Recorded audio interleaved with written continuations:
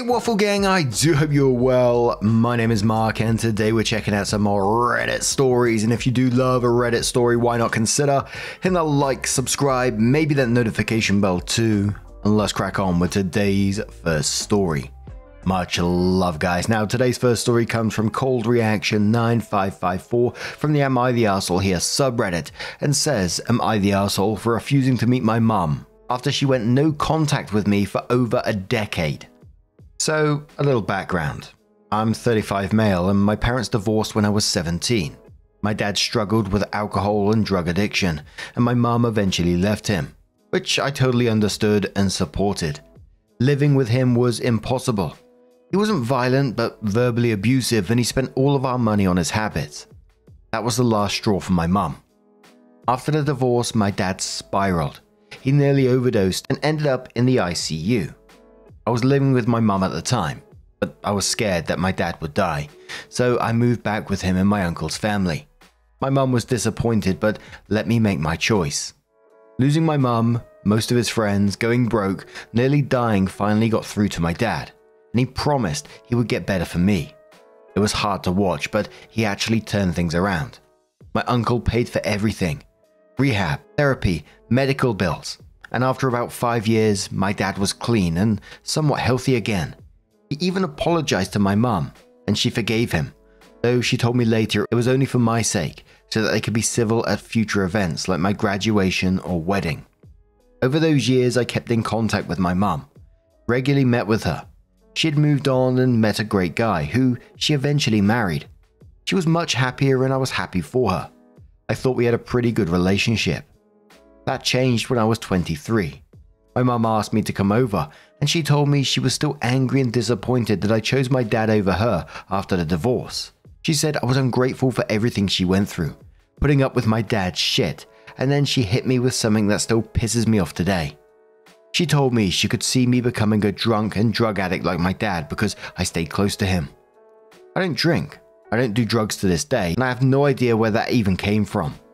I was flawed. I thought we had moved past all that, but apparently she's been harboring resentment for years. Then she said that she wanted to go no contact with me, because being around me brought back too many bad memories of my dad. She said she had found peace and happiness, and I was a reminder of all the pain she had been through. I didn't know what to say except, okay. I later found out from a cousin on her side that her whole family was pissed at me for staying with my dad back then, and they all went no contact with me for her sake, saying that I betrayed her. Haven't seen or heard from my mum since that day. Fast forward to now. My dad passed away 2 years ago from a heart attack, a result of his years of addiction. Despite being clean for over a decade, he had lingering medical issues. I recently got married, and my wife posted some pictures from the wedding on Facebook. My wife said a woman claiming to be a cousin contacted her. I looked at the message and it was a cousin from my mum's side, asking if it was really me in the pictures with my full name.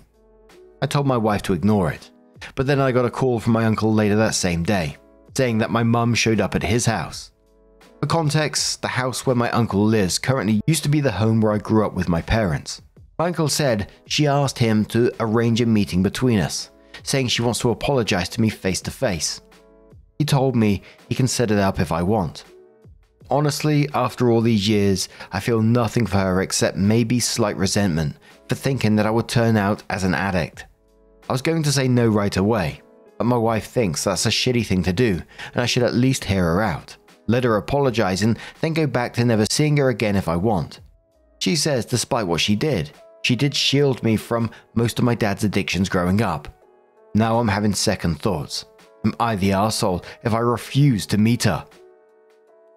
Now for me, like all these situations like this when someone wants to come back into your life, this is, a very personal choice, because like I can say for me, I'm always someone who's very curious about what that person's going to say, and I think for me, I need that for my own closure's sake. Not that the OP might not even want closure on this, but the way I'm reading it so far for OP is that, they said for all these years they feel nothing but maybe slight resentment, so in some ways I can see this not being a good idea for OP at the same time. If you're just meeting her to hear her apology, it's just for her own closure, which you just don't have to do. But a commenter says to OP, not the arsehole, but I am wondering if you're an only child. Her reasoning might be that since you got married, you might also be having kids and she wants to be a grandmother. You have to think about what her ulterior motive might be, and this is what I come up with. OP says, one of my reasonings is also this. She never cared before. That cousin probably told her about the wedding pictures. Another commenter says, not the arsehole. I think you were very kind to be there for your dad when he needed you, even though he should have been the one taking care of you. It was really cruel of your mum to punish you for that kindness, and whether or not you want to hear her out is your decision. I do like your wife's attitude that you can hear your mum out and then decide if you want to forgive her or not. But what your mum did was shitty, and it would be understandable if you didn't want to talk to her. Another commenter says, I agree with everything except your take on the wife's attitude. I think she's pushing her own feelings, not supporting OP with this. He doesn't owe his mother hearing her out just so she feels less guilty. OP responded to that and says, my wife is just looking out for me so that I don't have any regrets. I know she will fully support me if I say I do not want to meet her. And another commenter says, not the arsehole. You have to go with your gut. It's been 10 years and she has discovered that you didn't become an addict and instead have created a happy life. You're married, which means there could be grandkids in the future. Are you happy without her? If you've moved on without that side of the family, if you've created your own happy family, then why rock that boat? Your wife may not be able to let it go though. And if you turn your mother down, you're going to have a lot of flying monkeys contacting you and your wife to tell you how cruel you are being. I couldn't deal with that personally. I don't do drama. She made a choice and you've respected it. I'd say no and be ready with the block feature. So then OP came in with her update and says, I didn't expect the amount of comments I got on the first post. Thank you to everyone who weighed in, whether you agreed with me or not. There were so many different perspectives and I've taken time to think about everything. First, I want to talk about this. A few of you said that I abandoned my mum when I went to live with my dad. It looks that way when I think about it now. However, I feel I never abandoned her in any way. I loved my mum dearly and I loved my dad too. When she told me she was divorcing dad, I helped her pack. I left with her as I thought at the time dad was a lost cause. I went back about 7 months after the divorce when my dad was fighting for his life. That was when he promised me he would change and get help. I chose to stay with dad after getting permission from mum. As I said in my first post, she was disappointed but agreed dad needed me. Even after I chose to stay with my dad and uncle, I always stayed in contact with her.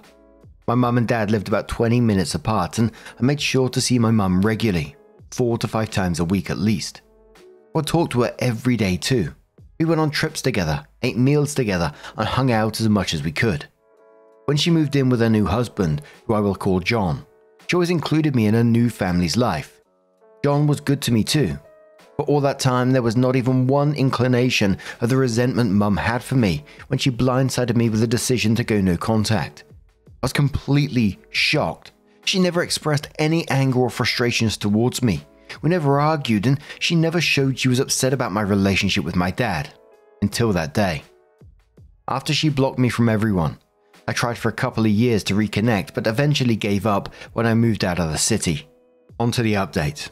A lot of you told me to meet her for closure, while others said not to bother. After thinking about it for a while, I decided to meet her and was going to tell my uncle to set up a meeting with her. But before I could tell him, my uncle called me again. 3 days after my mum showed up at his house. He told me she came by again and gave him a letter for me. She apologized for bothering him and that she wouldn't be coming by again and she didn't want to raise my hopes unnecessarily and hoped I would understand after I read the letter. Uncle said she sounded very sincere. I asked my uncle to send me pictures of the letter. It's not that long and I'll summarize the important bits. The letter was a mix of apologies and well wishes. She wrote she was sorry for how she treated me back then, especially for saying I'd turn out like my dad. She said she was going through some relationship issues with John and then seeing dad get better made her feel bitter because dad never tried for her. She thought her second marriage was failing and everyone around her was happy while she was miserable. She said she listened to some bad advice and she regrets it. She said she regrets taking her anger all on me when she should have gotten help. She said she made up lies to her side of the family so they side with her. I do not know these lies. Is this what she only wrote? She said she got help a couple of years after she went no contact but was too ashamed to reach out to me. She saw the wedding pictures and is happy for me, wishing me the best in my life. She wrote that while she initially wanted to meet me, after some reflection and with her family's advice, she realized it was for selfish reasons and for her own sake only. She apologized again and said it's better if we keep things the way they are. She ended the letter by saying she's happy and she doesn't want to drag up the past. She apologizes once more and wrote she won't contact me again for both our sakes and asked me not to contact her as well and wished me and my wife well. So there's that. Honestly, is probably the best outcome and I'm at peace with it. I'm happy with my life and I'm glad my mum is happy with her life. Like she asked, I'm not going to contact her, but I will keep my door open if she wants to meet in the future. I also realized how stupid I was to hold on to my resentment of her comment about me becoming an addict. I also want to address the comments that said my wife was overstepping. My wife knows all about my past and about my mum. She's a kind soul who sees the best in people. Like I said in a comment in my first post, she was just looking out for me. She wanted me to have no regrets. She did apologize for saying it would be shitty not to meet my mum, but it's all good. We both know each other's boundaries. We communicate well. Right now we're planning our honeymoon and life is good. Thanks for all the supportive messages and comments. Truly appreciate it. Bye. And a commenter says to OP, the good ending. OP says, yep, I'm happy with this. I'm moving on and not going to think about this anymore. Another commenter says no, she was just continuing to be selfish because she doesn't want to be uncomfortable. This was the best outcome. A commenter says she apologized again and said it's better if we keep things the way they are.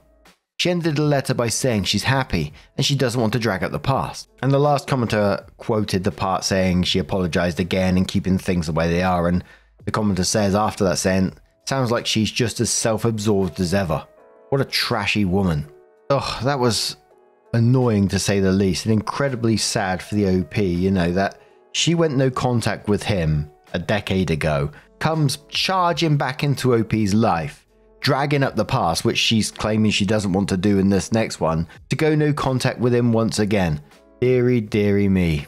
Now, I'm going to turn this one to you guys. What do you guys make of this situation? Let us know your thoughts down in the comments below. Let's move on to another story. Now our next story comes from a throwaway account and says, I 28 male know my girlfriend 28 female is not telling the truth about going to yoga classes. Sorry for the English, not my first language. Okay, I'm hoping that someone will just tell me I'm stressing out about nothing. Short background story.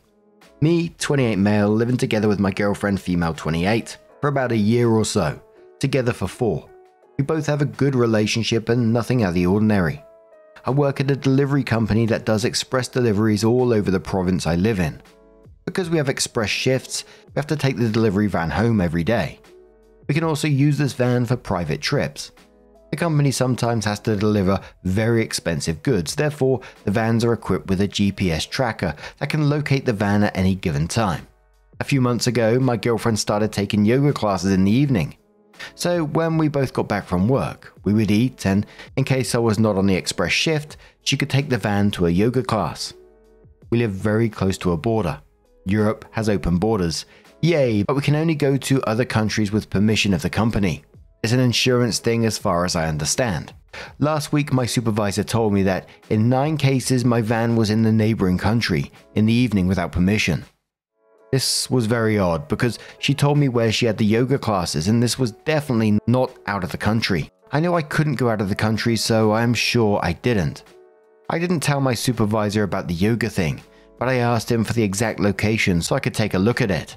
What I found was, all the 9 times were exactly the 9 times she had taken the van. Retracing WhatsApp times from the on my way to the time of departure are a match. I got home that day and decided I was not going to ask her up front. However, I did ask her where she had the yoga classes, and she said the same place as last time. So she is basically denying that she was in another country. During the evening, I made up a bullshit story that a coworker got in trouble for driving over the border without permission. She seemed a bit shocked or somewhat, but did not give any ordinary response or anything. The address I have is just a parking spot in some neighborhood. I drove there last night with my private car to see if I could find anything, but it's just houses and a park. A quick Google search shows no yoga things anywhere around. I could follow her the next time she has yoga class, just to see where she is going and then confront her afterwards. Or should I just tell her right now? This is all really stressing me out at the moment. Any advice would be great. My straight up concern is that if you allow her to continue, she's going to put your job at risk. You've already been pulled up for her driving outside the country, which is, I assume, is invalidating your insurance on your van. Quite surprised that they allow her to drive it anyway, to be fair, but that's another story. But Martin says, I'll just tell her. My boss just scolded me for having the van leave the country. I don't know where you're going or who you are seeing, but I know that you're lying about the yoga classes and that your actions may cause me to lose my job.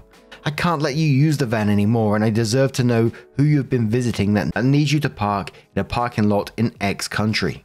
Here's why. She's lied. You can either drag this out and play games or confront her respectfully and give her a chance to tell you what's going on. Worst case scenario, she's cheating on you and willing to have you lose your job. Best case, she's lying about something else. Ark says stop playing detective and tell her you know she's been lying and you know where she's been going. Ask her to explain herself. Trust your gut and whether or not she's being honest with you. Don't wait and follow her. You've already caught her lying to you multiple times. You don't need more proof that she's untrustworthy. Keon replies that saying this is some quality advice. There is absolutely no reason for you to play detective for many reasons. And the main reason being is that it may hurt your relationship if her trips over the border turn out to be actually harmless. The thing is, if she's doing something that will harm your relationship massively, cheating for example, following her is not a bad idea. But if she is doing something harmless and you follow her there to confront her, you might unnecessarily harm the relationship. Don't stalk your girlfriend. Just confront her. After the comments, OP then edited their post and said, holy shit, this exploded. I will check your answers ASAP. Edit 2, I'll give an update as soon as I've confronted her. This will only be possible on Friday, night shifts, etc. I've read all your comments and I would like to highlight and clarify some of those. In my country, a car is either insured or it's not. Anyone can drive it as long as there is insurance on the car. There are a few scenarios which I can find in the comments. I know I'm hoping it's not cheating, but I think that is the most obvious. She has used some drugs in the past, recreational, but has not done this anymore for a long time.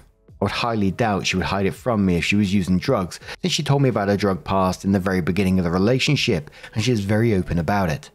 She also doesn't look any different as normal. This also makes me think that smuggling across the border is highly unlikely. I know everybody is telling me not to be a detective, but I want to confront her face to face, which is only possible on Friday. In the meantime, I've been doing some detective work to kill the time. What I've found out is that she has 2 girls on her Facebook friends list that live in this village where she's been going. I do not know them, nor has she ever spoken to me about them. I managed to pinpoint the exact address of one of these girls, and they pretty much match with the location the GPS pointed out. Don't worry, I will not go there. I could just use this in case she would deny anything. I'll give you an update as soon as I've confronted her. So, a week later, OP comes in to give us the update and says sorry for the late update, but I needed some time to think things through. She got home on Friday and I confronted her with the fact that the van had been abroad without permission and that it had to be her that was driving there. She straight up said she indeed went abroad, but she didn't know I could get in trouble for it. I asked her to explain why she was lying about going there. She decided to do yoga because she has had some back issues from her past. However, she knew a girl, the one abroad in her Facebook, that was all spiritual and could heal her by doing a few sessions at her home. She knows I think this is bullshit, so she decided to tell me that she was going for yoga classes, but instead went to this spiritual girl. I was kind of confused because I expected something entirely different to be going on. I was also having troubles believing her. She insisted I went with her on Saturday to see that nothing weird was going on. So I did. This girl did some weird meditation, drew some cards and did some other witchcraft shit. My girlfriend then had to pay 45 euros for this. I kept my cool, but to be honest, I'm pissed off at this girl. The only thing she does is sell hope to desperate people. People with real issues that need to get real medical attention. Our way home was pretty awkward. I didn't know what to say. We talked yesterday and I explained to her that I was angry because of the fact that she had to lie about something like this. She said she was afraid of my response and just wanted to see if this could help. I told her that she can do whatever she wants, except lie about it. She promised me she would never do this again. I'm still really confused about all this. I think she's wasting money and instead throwing it at some freaky witch girl she could be investing in things that would actually improve her back. On the other hand, I'm glad she is not cheating. I was almost certain this had to be the case. Anyway, thanks for your responses. Great help. Quebec says, if she felt the need to lie about this because of how you'd react, maybe you need to consider your general reactions. Sounds like she was afraid of your judgment, and the phrase freaky witch girl seems to corroborate that. Opie says, I think I know why she was scared of my reaction. We have a big group of friends which we have known for ages, and we discuss a lot of things in this group when we're all together. There are a few dumbasses in this group who tend to believe everything about anything. I'm talking flat earth, chemtrails, steel beams, and a hoax in a moon landing. When these discussions take place, we disagree with each other and things can get very heated. Even though we don't agree, we're still very good friends after these discussions. I'm almost 100% certain we probably once talked about mediums, alternate medicine, etc. She's probably heard what I said about it and think I would never approve of it. Don't tell me, show me says definitely not the usual conclusion to this sort of story. This is true, but certainly more hopeful than the usual conclusion. A bit of advice, OP. If your girl is in pain, physical or otherwise, let her figure it out as she must. She's got junk to sort through. Long-term pain is never simple, and while you may not understand why she feels she needs to follow a particular path, please respect it. She's probably tried many conventional solutions that failed her, and may be highly discouraged. If she comes to hurt herself or others, obviously that is unacceptable, but chronic pain of any sort makes the sufferer question everything they had ever come to know about themselves and the world. There is a powerlessness to unpredictable or constant pain that is highly damaging. Let her talk when she wants to, let her explore things that give her hope and make her feel powerful. Try to withhold judgment. This money could go towards something better, until she has seen it through as she must and draws her own conclusions. Once she does, reevaluate what you can live with and what is a divergence of values. You may come to find that there is ultimately no problem. Just the 2 cents of a former chronic sufferer who followed a similar path, came to recognize it for what it was and is doing much better now. Edit to add lots and lots of chronic pain warriors replying in the comments below. It's sobering to remember how many different ways a person can suffer. My heart goes out to you all. Hope you all might find peace and relief. Opie says, I told her as well what she needs to do and what she thinks is best for her, even though I might never choose this option. I was very confused when she told me, but this seems to put my mind at ease a bit more. Thanks. And lots of people on the back of this one saying, you know, the girlfriend shouldn't have lied in the end, but they can understand and have sympathy with the girlfriend, you know, just trying to get anything to make the pain go away, like chronic back pain. Now, I'm going to turn this one to you guys. What do you guys make of this situation? Let us know your thoughts down in the comments below. Now, just a huge thank you for being here today, getting involved in the stories. Your love, your support, your time always means the absolute world to me. So thank you so much. And hopefully I'll see you in the next one. Take care and much love.